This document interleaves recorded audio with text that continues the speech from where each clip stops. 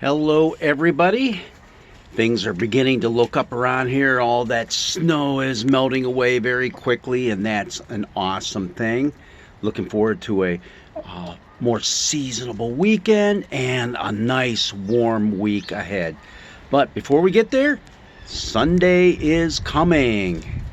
Yep, Sunday. It might be Friday, but Sunday's coming. But this Sunday is the fourth Sunday of Easter. We hit a passage from the Gospel of John that is read during the resurrection season, but it's not really focusing on the resurrection per se, but on what the resurrection means for us as God's people. Who exactly is Jesus? And the answer we get is one that is what we find echoed in Psalm 23. The Lord is my shepherd. I just want to read a part of our passage from John this week. It's John chapter 10, verses 11 through 21. I'll just read part of it. I am the good shepherd. The good shepherd lays down his life for the sheep. The hired hand, who is not the shepherd and does not own the sheep, sees the wolf coming and leaves the sheep and runs away. And the wolf snatches them and scatters them. That hired hand runs away because a hired hand does not care for the sheep. I am the good shepherd. I know my own, and my own know me, just as the Father knows me, and I know the Father, and I lay down my life for the sheep. I have other sheep that do not belong to this fold. I must bring them also, and they will listen to my voice. So there will be one flock, one shepherd. And it goes on and says a few other things too, but that's the main thrust of this passage. It's a beautiful passage, and I don't know about you, but it leaves images in my mind, especially paintings that you see kind of scattered around different churches. We have one in ours that showed Jesus holding a sheep, Jesus the good shepherd. Now, what's interesting is we have that rosy, fuzzy, cute little picture image in our mind, but this is actually something that's taking place in the midst of controversy. Yes, a big controversy between Jesus and the Pharisees. It's kind of a sad time, because what we have in our passage is bookmarked by 2 times that they picked up stones to kill Jesus. They were going to stone him to death. So keep that in mind as we are reading this Good Shepherd passage. And there's so much that's packed in here. We can't possibly do it all, but just keep that in mind. This is part of a controversy that's going on. Also keep in mind that Jesus is using this analogy as the Good Shepherd, and there's a lot of other metaphors that he uses in this chapter 10 as well. The gate, the door. But he also refers to who the hired hands are. You know who the hired hands are? Who really don't care about the sheep, only care about saving their own skin when they see the wolf? You got it. It's the Pharisees. It's the Pharisees. And Jesus is referring back to a very common metaphor that the people would know, which is way back there in the book of Ezekiel, where God just gets fed up with those who are called to be the shepherds. Yeah, that would be the religious people, but most importantly, it was the king. It was the king that was called to be the good shepherd. And the kings are just not doing the job that they were supposed to do. So God says, I'm going to come down there, and I'm going to be their good shepherd. I'm going to take care of the flock.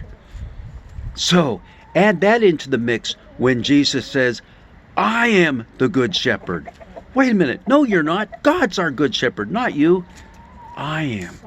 Is he saying, I am God? Think about all the I am sayings in the Gospel of John. I am. I am. That's Yahweh. Yahweh is the great I am. Whoa. Now you see things that are going on that just kind of blow your mind.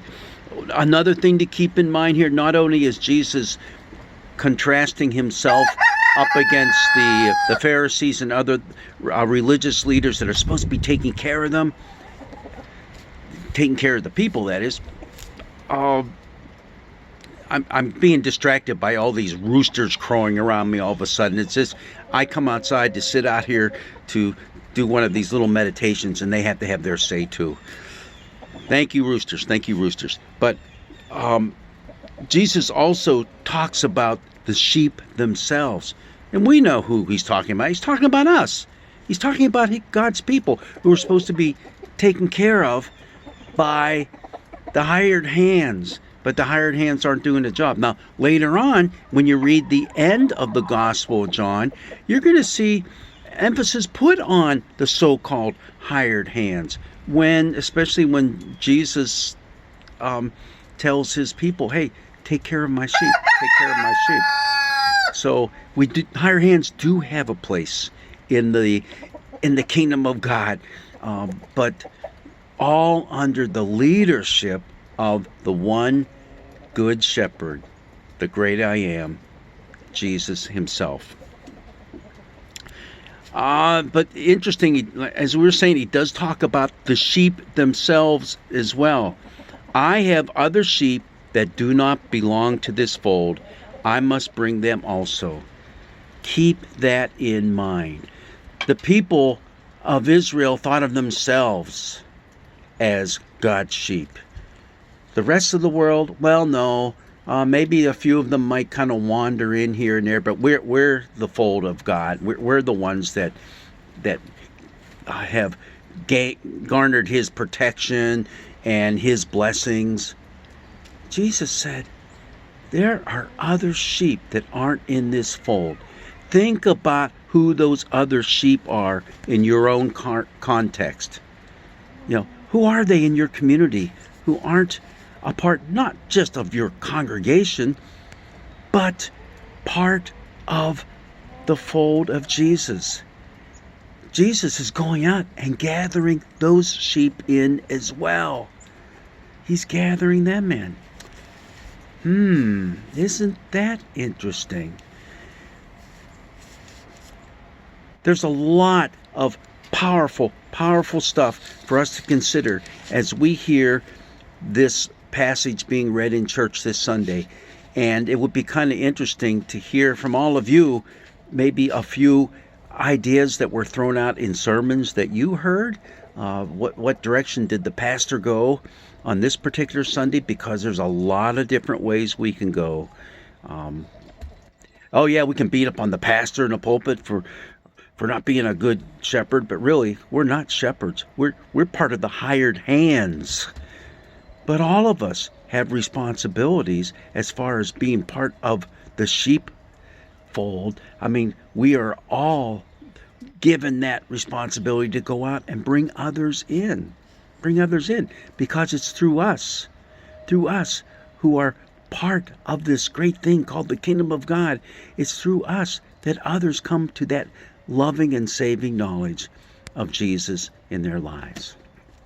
Well, I'm excited about it. I'm excited about this Sunday and what can be said about this passage.